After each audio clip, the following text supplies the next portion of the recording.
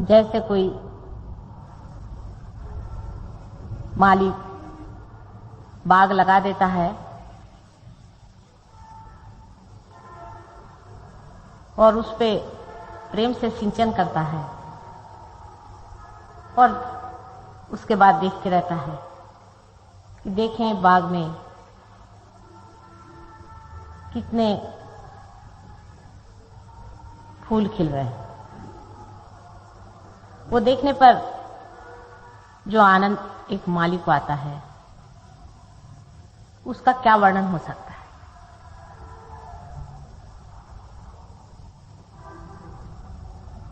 कृष्ण नाम का अर्थ होता है कृषि से। कृषि आप जानते हैं खेती को कहते हैं। कृष्ण के समय में खेती हुई थी और ख्रिस्त के समय में उसके खून से सींचा गया था। इस संसार की उर्वरा भूमि को कितने ही अवतारों ने पहले संवारा हुआ था। आज कलियुग में यह समय आ गया है कि उस खेती की बहार देखें, उसके फूलों का सुगंध उठाएं। ये जो आपके हाथ में से चैतन्य लहरियां बह रही हैं, ये वही सुगंध है जिसके सहारे सारा संसार, सारी सृष्टि, सारी प्रकृति चल रही है। लेकिन आज आप वो चुने हुए फूल हैं जो युगों से चुने गए हैं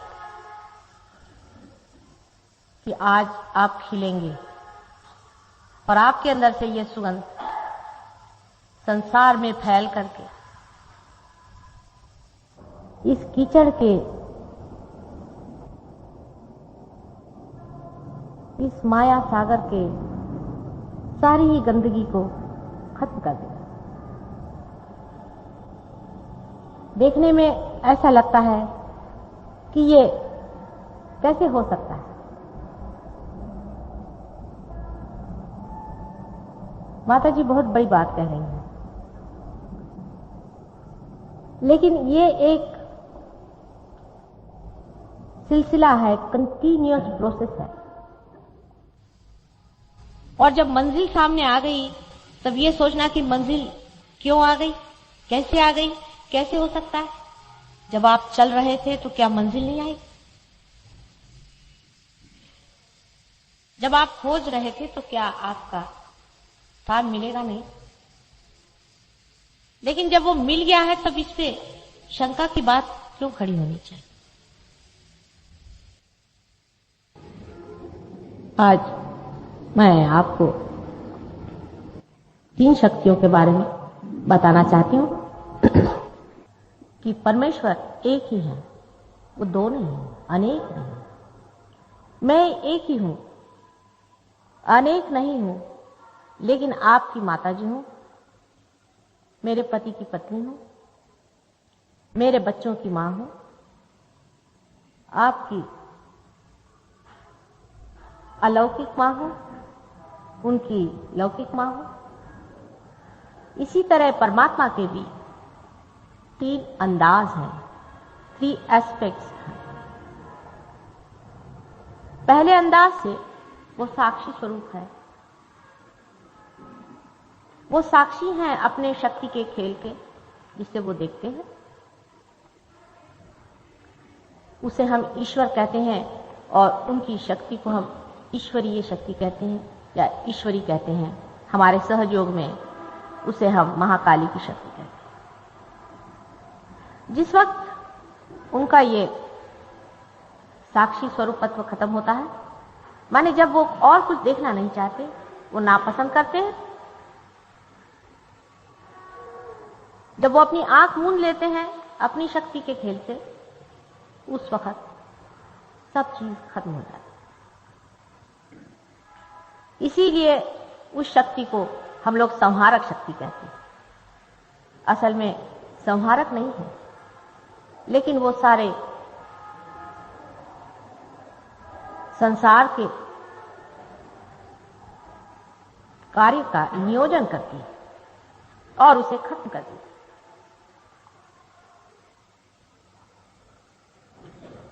दूसरी शक्ति जो परमात्मा उपयोग में लाते हैं वो है उनकी सृजनात्मक शक्ति, जिससे वो सारे संसार की रचना करते हैं। उसमें बड़े बड़े ग्रह तारे,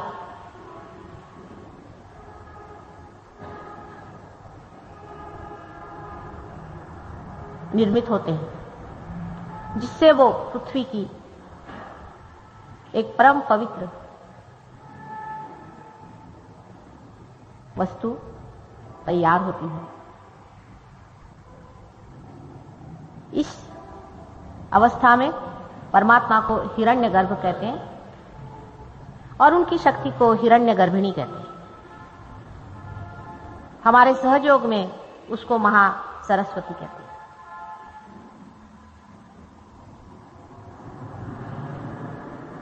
तीसरी परमात्मा की जो शक्ति है वो विराट स्वरूप, विराट शक्ति है,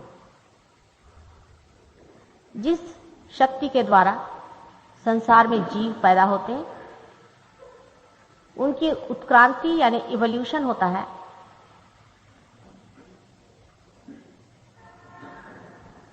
जानवर से मानव बनता है और मानव से अति मानव बनता है, अति मानव से परमात्मा बनता है। इस विराट शक्ति को सहयोग में हम लोग महालक्ष्मी कहते हैं। इस तरह से संसार में तीन शक्तियां हैं जो परमेश्वर की आभा को फैलाते हैं। पहली शक्ति जिसे ईश्वरी शक्ति कहना चाहिए, दूसरी हिरण्यगर्भिणी और तीसरी विराटांगना। सहयोग का कार्य जो है वो विराट का कार्य।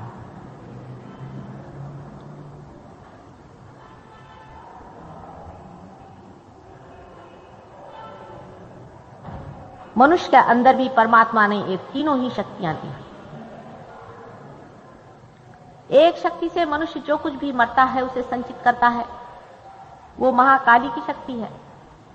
एक शक्ति से जो भविष्य के लिए वो चिंतन करता है, प्लानिंग करता है, थिंकिंग करता है, सोचता विचारता है, वो महासरस्वती की शक्ति है। और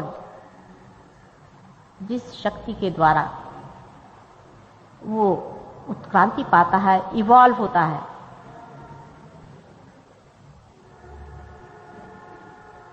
वो महालक्ष्मी की शक्ति।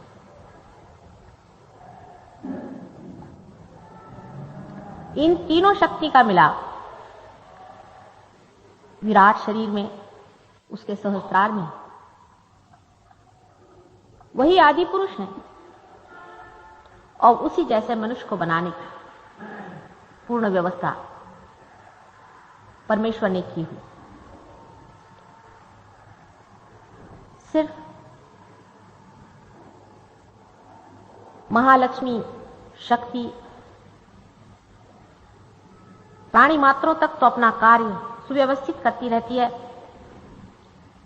वो उसमें चयन करती है, चॉइस करती है और ठीक लोगों को,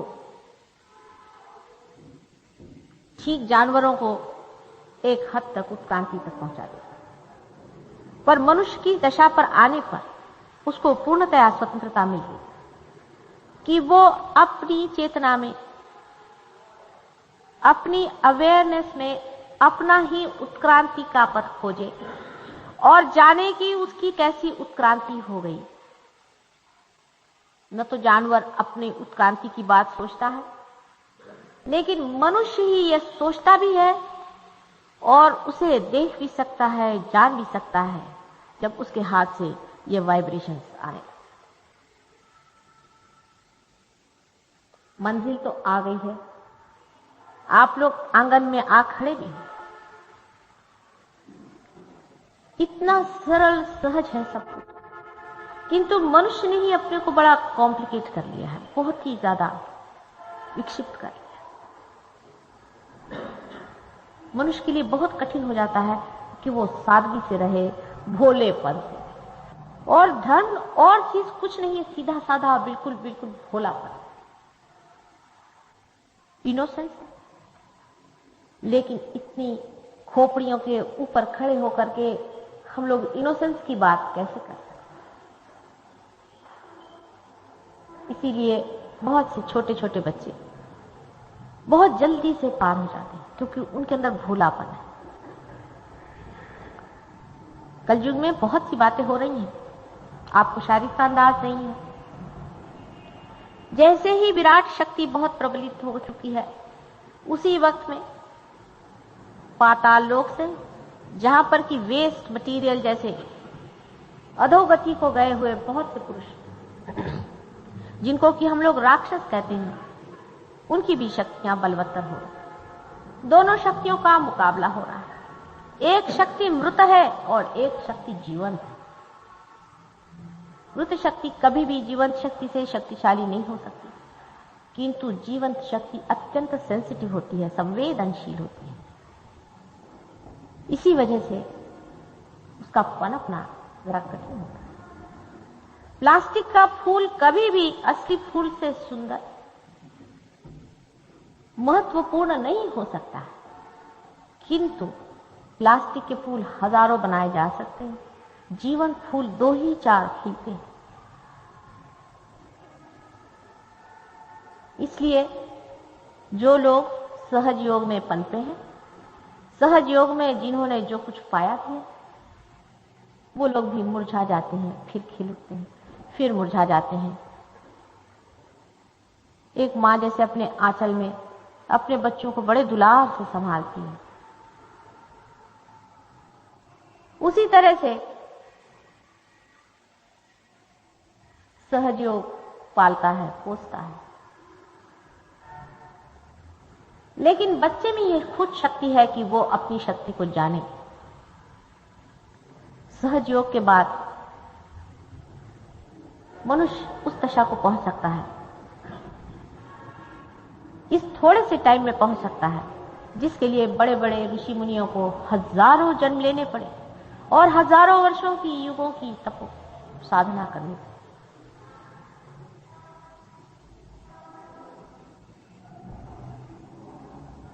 हम लोगों के परम भाग्य कि समय हम सब लोग इस विशेष युग में पैदा हुए हैं। सामान्य ही लोग हैं, असामान्य कार्य के लिए पैदा हुए। असामान्य पर्दे के पीछे ही हैं, सब आपकी मदद कर रहे हैं, लेकिन सामान्य को विराट ने चुना हुआ है अपने सहस्त्रार पे बैठाने में, क्योंकि सामान्य में शक्ति है असामान्य होने।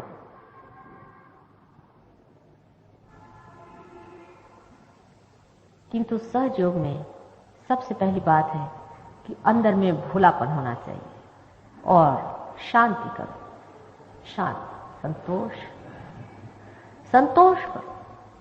किसी न किसी को कोई न कोई दुख है, कोई न कोई परेशानी है, उलझन है। लंदन में एक साहब कहने लगे, वियतनाम में इतनी युद्ध हो रहा है, आप ये क्या बात कर रहे हैं? मैंने कहा, तुम कोई वियतनाम जा रहे हो, तुम्हारे वहां का प्राइम मिनिस्टर हो, तुमको उसकी परेशानी क्यों? भाई तुम अपना अंदर का देखो। छोटी छोटी चीजों से अपने जीवन को भर नहीं लेना चाहिए। एक आंख में अगर तिनका भी चला जाए तो आंख खराब हो सकती है, उसका कोई महत्व नहीं है।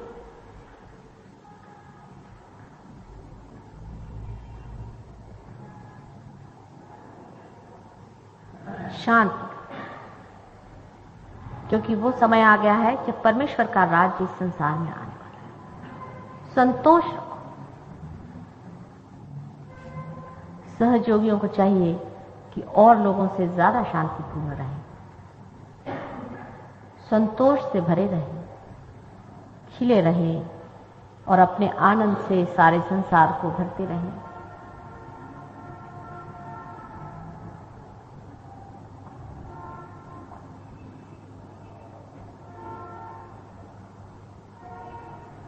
अंदर का चमत्कार सहजयोग दिखाएगा।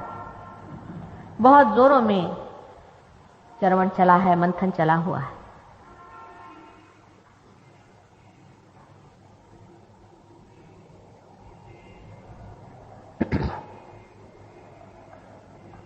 आप में से कोई लोग नए भी आए हैं यहां पर, कोई लोग बहुत पुराने हैं, कोई नहीं आते हैं, खट से कहां पहुंच जाते हैं, और कोई पुराने हैं यहीं बैठे।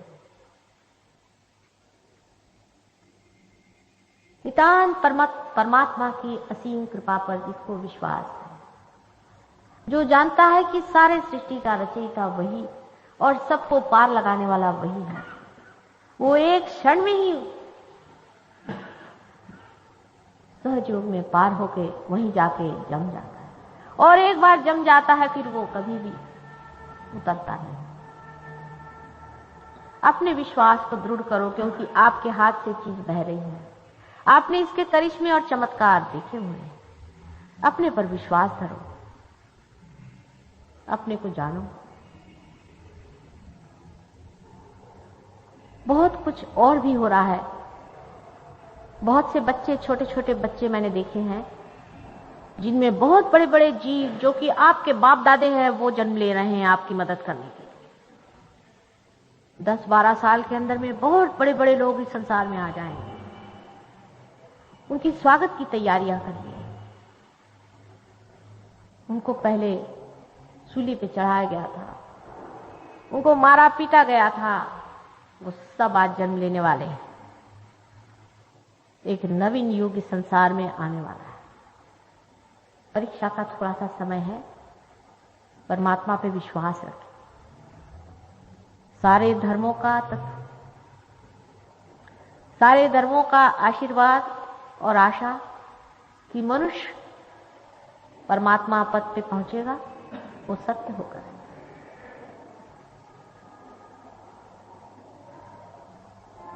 हम लोग थोड़ी देर ध्यान में जाएंगे।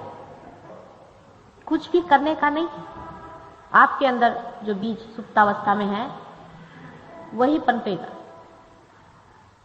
आंखें बंद करके अपने विचारों की ओर देखिए। जो लोग बीमार हैं, शारीरिक कष्ट में हैं, लक्ष्मी जी की अवकृपा से पीड़ित हैं, हर तरह की पीड़ा है, वो तो सब ठीक होगी ही।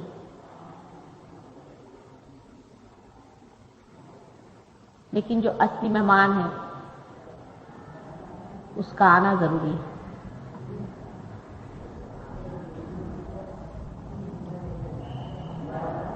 सब लोग मेरी ओर ऐसे हाथ करें।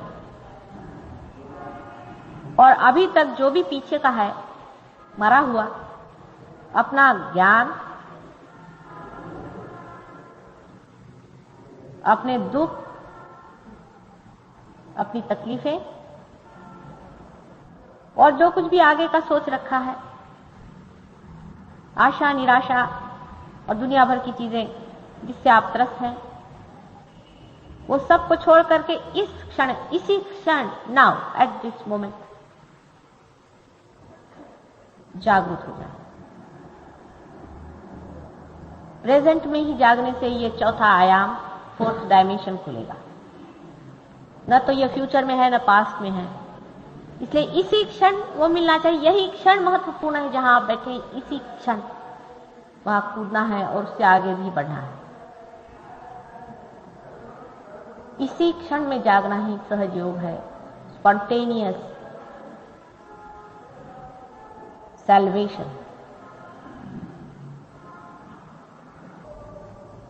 हिलना डुलना कुछ न करें, आंख बंद करके अपने माथे की ओर सहस्त्रार पे चित्त दें। जहां फॉन्टनेल बोन होता है वहां पर चित्त दें, वहां अपना चित्त रखें।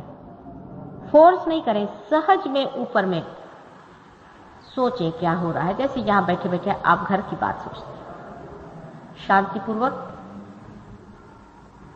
और धीरे धीरे आपके हाथ में पहले हो सकता है किसी किसी को थोड़ी बहुत जलन हो, थोड़ी बहुत, उसे जरा झटक लें अगर जलन हो तो। और अगर जलन नहीं हो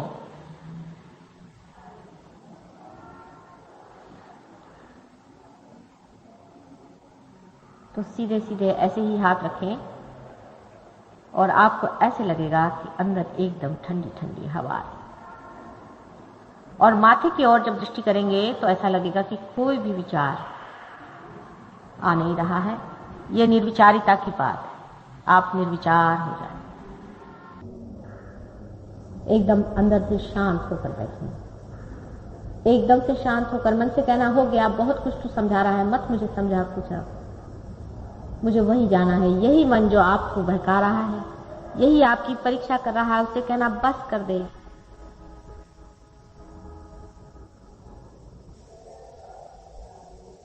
सहज योग समष्टि में बनता है, एक व्यक्ति का नहीं है, एक इंडिविजुअल नहीं है। आप सब एक विराट के अंग के रोम रोम हैं।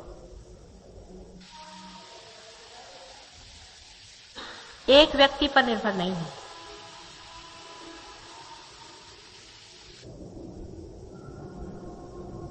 सब एक ही शरीर के अंग अंग हैं, या आप जानिएगा।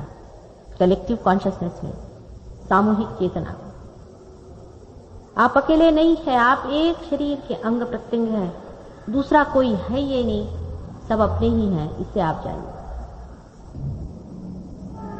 जो लोग आज आए हैं, पहले कभी नहीं आए हैं, वो बैठे ही रहें। जो लोग पहले आ चुके हैं और जो पार हो चुके हैं, जो लोग जानते हैं, वो धीरे से उठ के पीछे की ओर जाएंगे, एक एक करके धीरे जाएं, पीछे में खड़े हो जाएं और बाकी लोगों को देखें।